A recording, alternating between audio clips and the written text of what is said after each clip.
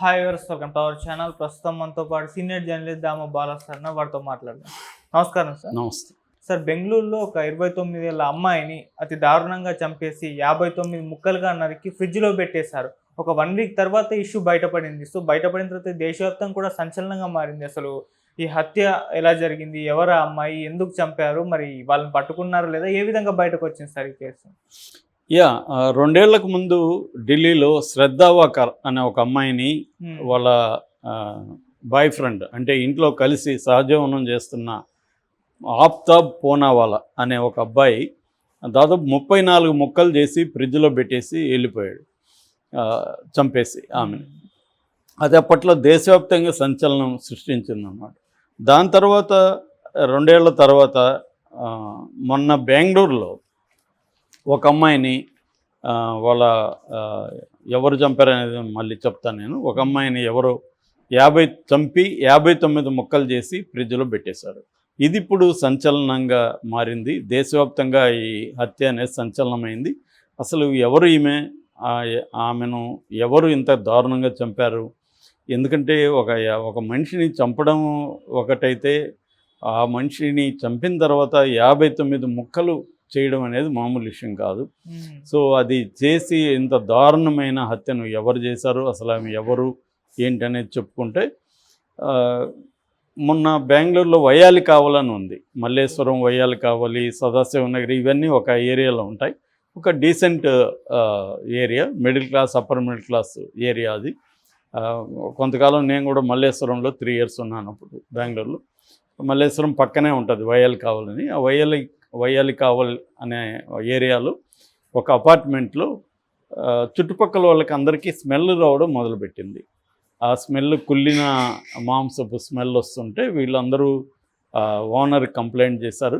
ఆ ఓనర్ ఏం చేశారంటే, ఆ ఇంట్లో ఎవరు ఒక ఆమె మహాలక్ష్మి అనే ఒక ఆవిడ ఒంటరిగా ఉంటుంది. ఆమెకి 29 ఏళ్ళు. ఆమె భర్తతో విడిపోయి ఒంటరిగా ఆ ప్లాట్లో ఉంటుంది. ఆమె బంధువులకి ఆయన ఫోన్ చేశాడు, ఆ బిల్డింగ్ ఓనరు. వాళ్ళ మదర్కి, వాళ్ళ సిస్టర్కి ఫోన్లు చేస్తే వాళ్ళు వచ్చారు. వాళ్ళ సమక్షంలో వాళ్ళు కొట్టారు. ఆ అమ్మాయికి ఫోన్ కూడా చేస్తే ఫోన్ స్విచ్ ఆఫ్ వస్తుంది. దాంతో కొట్టారు. కొట్టి లోపలికి వెళ్ళి వాళ్ళ సమక్షంలో చూస్తే ఫ్రిడ్జ్ తెరవగానే ఒక భయానక దృశ్యం. ఫ్రిడ్జ్ మేబీ అది ఆఫ్ అయిపోయిందో ఏమో, పురుగులన్నీ పట్టేసి ఉన్నాయి మాంసానికి. ఈమె తల, ఈమె ఇది ముక్కలు ముక్కలుగా ఉంది. అది చూసి భయభ్రాంతంతో అందరూ బయటికి పరుగులు తీశారు. దాని తర్వాత ఓనరు పోలీసులకి ఇన్ఫామ్ చేశాడు. పోలీసులు వచ్చి చూశారు. దాన్ని మొత్తం హాస్పిటల్కి అవన్నీ తీసుకెళ్లారు. 59 ముక్కల్ని హాస్పిటల్లో, బోరింగ్ హాస్పిటల్ అంటారు, ఈ బోరింగ్ హాస్పిటల్లో ఈ ముక్కలన్నిటినీ ఒక్కొక్క ముక్కకు ఒక్కొక్క నెంబరింగ్ ఇచ్చి వాటికి రేడియాలజికల్ టెస్టులు, సిటీ స్కాన్లు, తర్వాత డిసీజ్ ఏమన్నా ఉన్నాయా దాంట్లో అవన్నీ టెస్ట్ చేశారు. DNA టెస్ట్ చేసి దాన్ని, ఆ బాడీని, ఆ ముక్కలనంతా జాగ్రత్తగా పెట్టి రీఅసెంబుల్ చేశారు. రీఅసెంబుల్ చేసినాక కానీ పోస్ట్ మార్టం చేయలేదు. డాక్టర్లే షాక్ అయ్యారంట, ఎవరు తను ఇంత ఇదిగా ఎలా నరకగలిగాడు అని.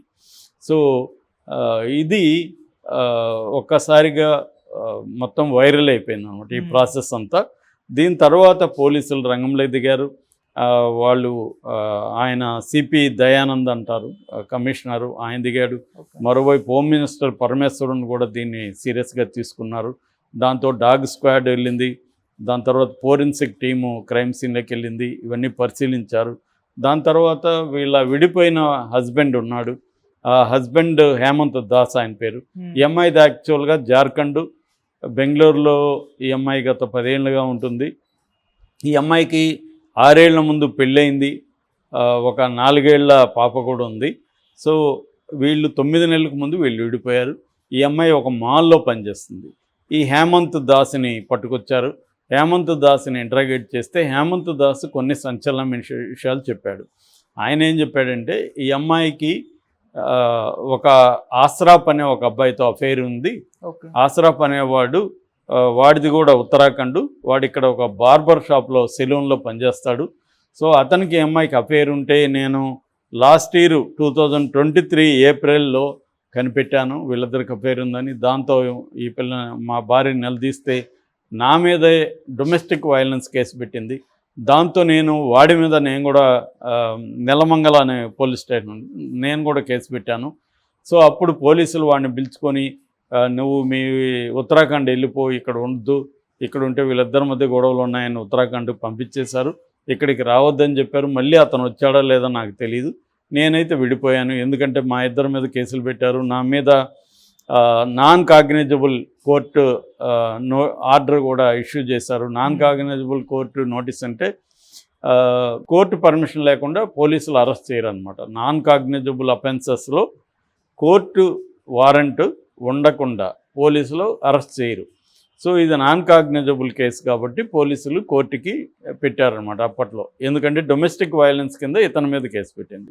అంటే ఆమె ఎక్స్ట్రా మ్యారిటల్ అఫేర్ ఉంది కాబట్టి ఇతను అది అడిగినందుకు ఆమె కేసు పెట్టింది అనేది ఇక్కడ బయటకు వచ్చింది.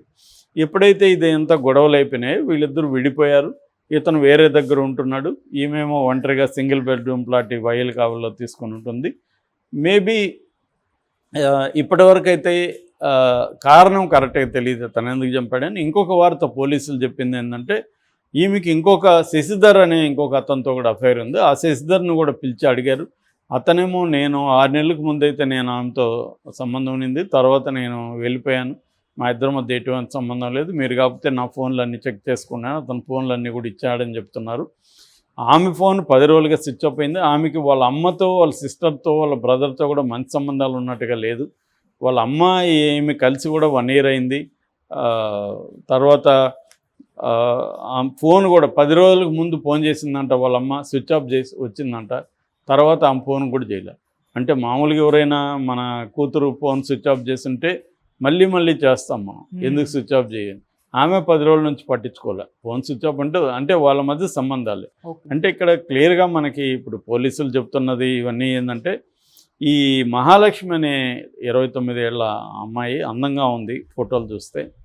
సో ఈమెకు తన వర్క్ ప్లేస్లో కావచ్చు, లేకపోతే సెలూన్కి వెళ్తున్నప్పుడు తన మేకప్ చేసుకున్నప్పుడు, అది యూని సెలూన్ అంటున్నారు, అక్కడ ఈ అబ్బాయి పరిచయం ఉండొచ్చు. ఏదేమైనా ఆమెకి ఎక్స్ట్రా మ్యారిటల్ అఫైర్స్ అయితే ఉన్నాయి. దాన్ని భర్త చూసి దాన్ని నిలదీశాడు. దాని మధ్య గొడవలు అయినాయి. ఈ గొడవల్లో అతను వెళ్ళిపోయినప్పుడు ఈమె ఒంటరిగా ఉంటుంది. బాబు కూడా అతని దగ్గర ఉన్నాడు, పాప. సో ఈమె ఒంటరిగా ఉంటుంది. ఇంక భర్త కూడా వెళ్ళిపోయాడు కాబట్టి తన ఎక్స్ట్రా మ్యారిటల్ కంటిన్యూ చేసి ఉండొచ్చు. ఈమెకి ఇంకొకరితో ఎక్స్ట్రా మ్యారిటల్ మళ్ళీ ఏర్పడినప్పుడు ఈ మొదటి బాయ్ ఫ్రెండ్ ఎవరైతే అస్రాఫ్ ఉన్నాడో వాడికి మీద తీవ్రమైన కోపం వచ్చి ఉండొచ్చు. వీళ్ళిద్దరి మధ్య గొడవలు జరిగి ఉండే అవకాశం ఉంది. ఆ గొడవల నేపథ్యంలో ఇతను చంపేసి ఉండొచ్చు. చంపిన తర్వాత అతని శవాన్ని ఏం చేయాలో తెలియక అతను మొక్కలు చేస్తే ఫ్రిడ్జ్లో పెట్టేయచ్చు అనేసి ఫ్రిడ్జ్లో పెట్టేసి పారిపోయినట్టుగా తెలుస్తుంది. ఇప్పుడు అతను ఫోన్ని ట్రాక్ చేస్తున్నారు. వెస్ట్ బెంగాల్లో ఉండొచ్చు అనేది వీళ్ళ అంచనా. ఇంకొక వెర్షన్ ఆల్రెడీ పట్టుకున్నారు, అతను సీక్రెట్గా విచారిస్తున్నారు అని కూడా అంటున్నారు. ఏదేమైనా ఈరోజు రేపు పట్టుకునే అవకాశం ఉందని పరమేశ్వర్ హోమ్ మినిస్టర్ కూడా చెప్పాడు. మేము కొన్ని విషయాలు బయట పెట్టలేము, మా ఇన్వెస్టిగేషన్ అఫెక్ట్ అవుతుందని కూడా ఆయన అంటున్నాడు. ఒకటి, ఈ అస్రాఫే చంపాడా ఒంటరిగా, ఇంకెవరైనా అస్రాఫ్కి హెల్ప్ చేశారా వాళ్ళ ఫ్రెండ్స్ కానీ అనేది కూడా ఆరాధిస్తున్నారు. ఏదేమైనా ఈ హోల్ ఇష్యూలో మనకి మళ్ళీ క్రైమ్ ఆఫ్ ప్యాషన్ అంటారు దీన్ని. అంటే ఒక అమ్మాయి లవరు, ఆ అమ్మాయి వేరే వాళ్ళతో అఫైర్లో ఉన్నప్పుడు వీళ్ళు చంపేయడం అనేది మనం చూస్తున్నాం. ఆడవాళ్ళు అయితే భర్తల్ని చంపిస్తూ ఉన్నారు అఫైర్లు పెట్టుకొని. ఇక్కడేమో భర్త కొంత తెలివిగా ముందుగా మేల్కొని అతను బయటికి వెళ్ళిపోయాడు, ఈ అమ్మాయితో మనకి వర్కౌట్ అవుదని.